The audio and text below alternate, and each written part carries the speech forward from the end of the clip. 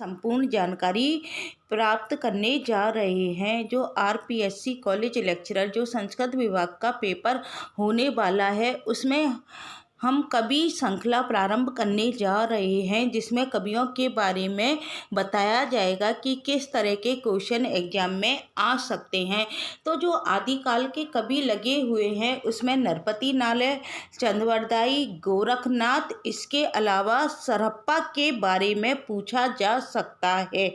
आज मैं आपको नरपति नालय के बारे में बताने जा रही हूँ।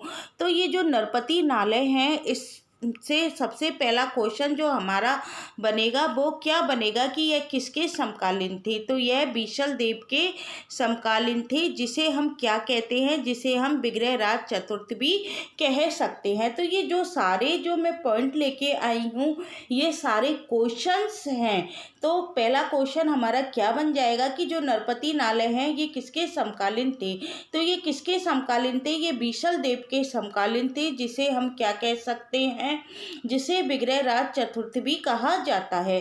फिर जो सेकंड पॉइंट है उसमें हमसे क्या क्वेश्चन पूछा जा सकता है कि जो ये बीशल देव रासो है ये कितने पृष्ठों का ग्रंथ है।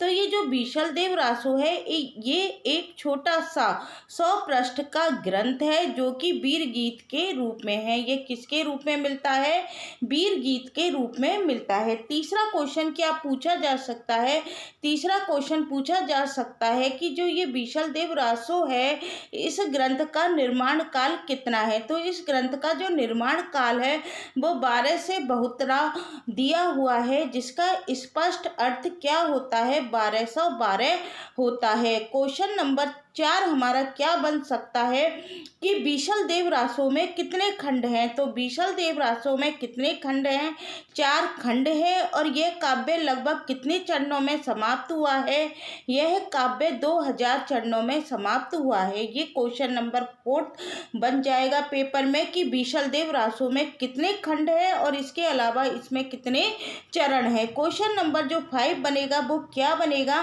कि जो इसके चारों खंड हैं तो इसमें खंड 1 में किसका वर्णन किया गया है।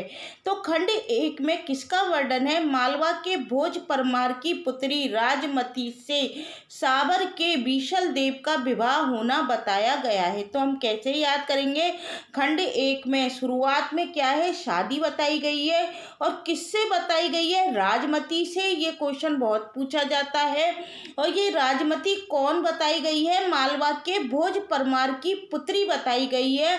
और किसके साथ बताया गया है, साबर के बीशल देव का विवाह राजमती से होना बताया गया है। खंड 2 में क्या बताया गया है कि जो बीशल देव है वो राजमती से रूट कर कहाँ चला जाता है, उड़ीसा की ओर प्रस्थान करता है तथा वहाँ 1 वर्ष रहता है। खंड 1 में शादी है, खंड 2 में बीशल देव राजमती से रूट कर कहाँ चला जाता है, उड़ीसा चला जाता है और वहाँ कितने वर्ष रहता है, 1 वर्ष। तो क्वेश्चन बन सकता है कि ये जो बीशल देव है उड़ीसा में कितने वर्ष रहता है, तो 1 वर्ष रहता है।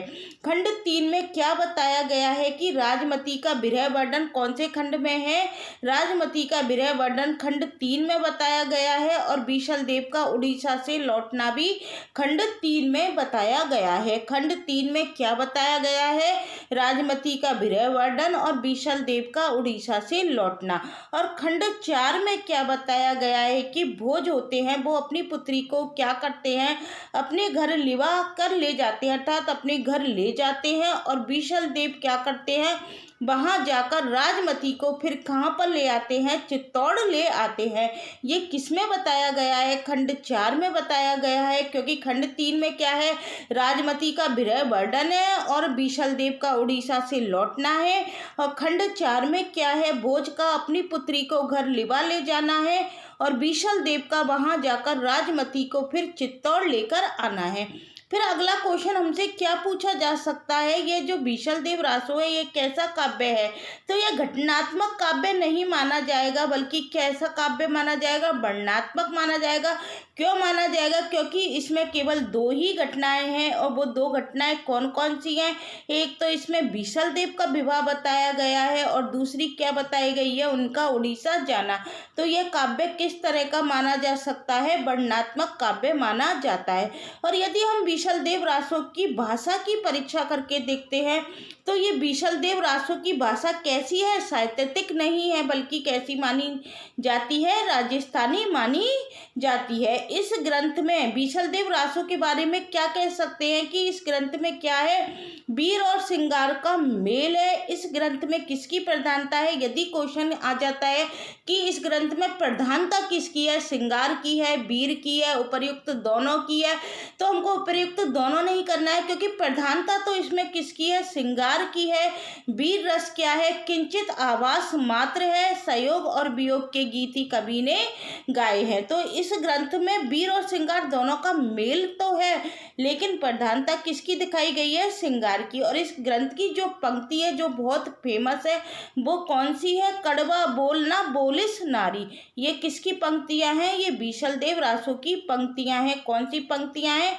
कड़वा बोलना बोलिस नारी। तो यहाँ पर मेरा जो पहला कवि नरपति नाल है, जिन्होंने बीसल देव रासो लिखा था, उसका जो महत्वपूर्ण इम्पोर्टेंट फैक्ट जो पेपर में पूछा जा सकता है, वो मैंने आपको बता दिया है। आशा करती हूँ आपको समझ में आ गया होगा। इसके बाद में कोई कवि के इम्पोर्टेंट फैक्ट आपके सामने लेकर आऊँगी। आशा करती हूँ आपको समझ में आ रहा होगा। Thank you guys.